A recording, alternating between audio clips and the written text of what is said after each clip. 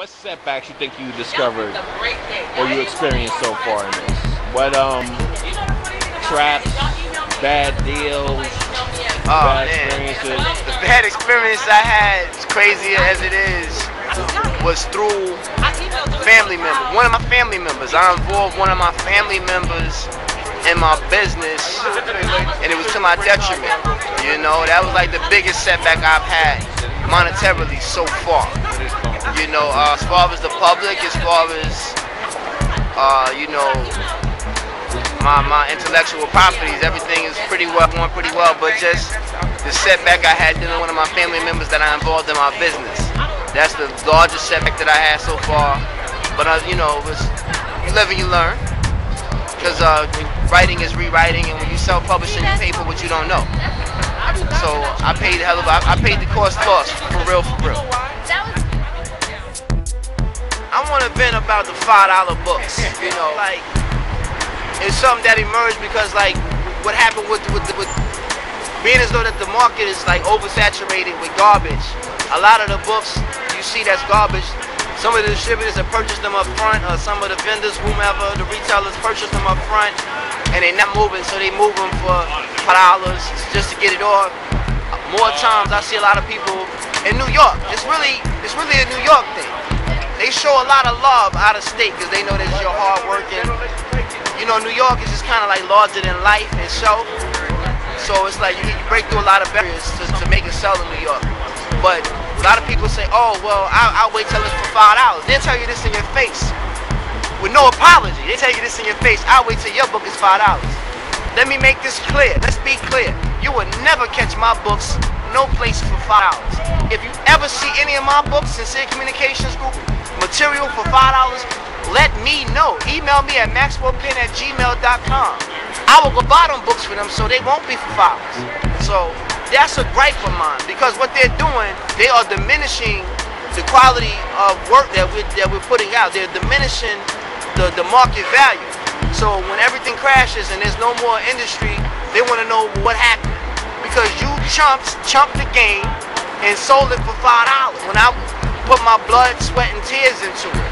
You know, or whomever else.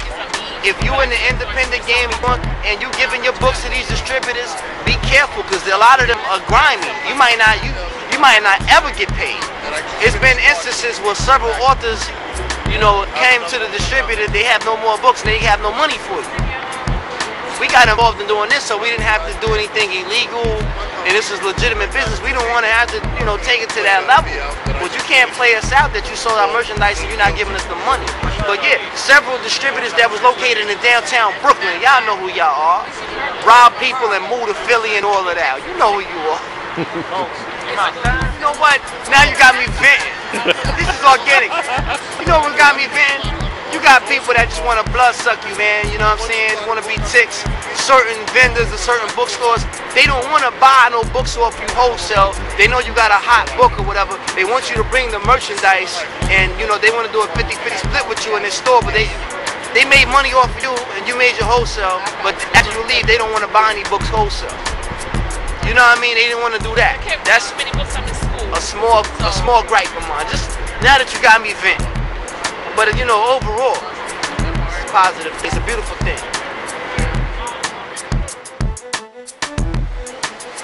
Maxwell, we talked about the trade shows before. You want to expand on that a little bit more? Buyer beware. You know, if you're going to some of these book trade shows and you think you're going to make $1 gazillion and whatever, and it's all about the money, then don't let it be about the money, because you don't know what you're going to make. Some of these shows, like might you know, you're doing something at the Javits Center, they might charge you $1,600, but you don't know if you're going to make $1,600, especially if you're a new artist, or you know, you don't know, you don't have a track record as yet. So it wouldn't be prudent for you to pay that type of money, and you don't know what type of return that you're going to get. You know, I myself, those type of trade shows that's that much money, because they're not really geared to like small people, they're geared to more corporations, you know. So I may go and do some promo. I might give out some bookmarks, some 4x6 POPs, some sell sheets. I might, you know, just mingle and mix. That's the thing to do with trade shows. If you're new, go and mix and mingle and see and be seen and network with people. That's the thing to do with the trade shows. I wouldn't advise anybody that's brand new paying in this economy, especially paying a truckload of money to participate. You know, because you don't never know what you're gonna make. You might not make your money back, especially if you travel to get there. You know. We're gonna blow this wide open. Let's expose this whole fame and fortune thing, what it is that we're doing. A lot of time, like I'm a businessman and I'm a hustler. If I spend X amount of dollars, I gotta get the money I spent back, and then everything after that is come back or come up. But if I spent money for train fare or airfare, hotel accommodations and food, I gotta get that in, plus whatever money you pay for your merchandise. I gotta get all that money back. Then after you get all that back, whatever you made is profit. The reality of being an author in these days and times, the vast majority of authors have another side gig. You know, they're doing something else. This is not their sole source of income. You know, because even authors that, you know, have a name for themselves, or signed to a major label, the thing of it is that the reality of it is the checks may come every 6 months, once a year, you know what I'm saying? If they come at all, because what it is they advancing you this money, they give you a large advance, and you're not supposed to really live off the advance. You're supposed to take that money to promote your project. So you're basically getting a glorified loan. So they're gonna promote you, but you gotta pay the money back. So the reality is most authors, even authors that major deals, you know, they have another side gig, they're doing something else. So don't ever get that misconstrued that people in the book game or on the grassroots entertainment level are balling out of control. Never get that misconstrued. They ain't just spending money sitting home all day just writing. Well, some are, cause like very few. It's a very small percentage that is able to really sit down and just write. I mean, I know some successful authors, but the best thing to do is that you want to have an incendiary product that's affiliated with what you're doing, with your brand. You know, you may want to start producing other authors or music. You want to do something else that's affiliated with what you're doing, because, you know, you're going to generate some more capital and it help perpetuate you and your brand and what you're doing. You know, that's the most prudent course of action. You know, I know an author from Jersey, you know, he's Positive Brother. He wrote several books. He's well known in the urban book community. He has a bookstore, you know, that he deals with. So not only is he getting his money from his books, he's making money from the bookstores and the connections that he knows from people in the industry. He'll come to the store to do a signing because he knows them personally. So, you know, one hand washes the other, they both wash the face. You just got to be wise in how you are exercising your business, and, you know, you'll prosper. Now, I have an announcement to make. If there's any young ladies out there that want to get their foot in the door in the entertainment business, if you think you're hot and you want to be a model, you want to be an actress, you sing, you rap, I have a for all of that. You know, we can network and do some things, because I always need some models for book covers. I need models for album covers. I need vocalists for songs that I'm doing, you know, things of that nature. You can contact me on Facebook. Facebook/Maxwell Penn, and that's Maxwell with 2 L's and Penn with 2 N's, MAXWELLPENN. You can follow me on Twitter at Maxwell Penn, and that's at MAXWELLPENN. That's the man, but you can follow the brand at Sincere Group on Twitter as well, and on Facebook, Sincere Communications Group. That's the name of my company, Sincere Communications Group. We located at 511 Avenue of the Americas, Suite number 154, New York, 10011. So if you got some headshots, you want to be a model, you got a demo, you know, you're a writer, you can forward all that stuff to that address right there. Once again, the address is Sincere Communications Group, 511 Avenue of the Americas, Suite number 154, New York, 10011. So again, Facebook, Maxwell Penn, Sincere Group, at Maxwell Penn on Twitter. Follow us, and I definitely need some young ladies for book covers always.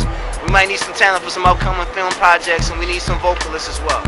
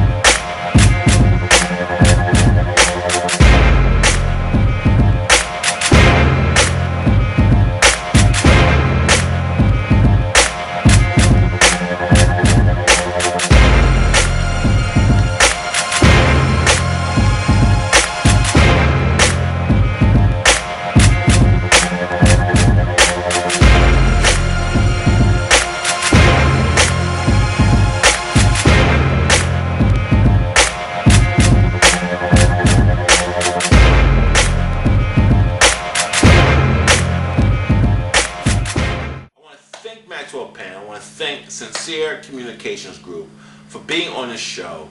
He told a great story.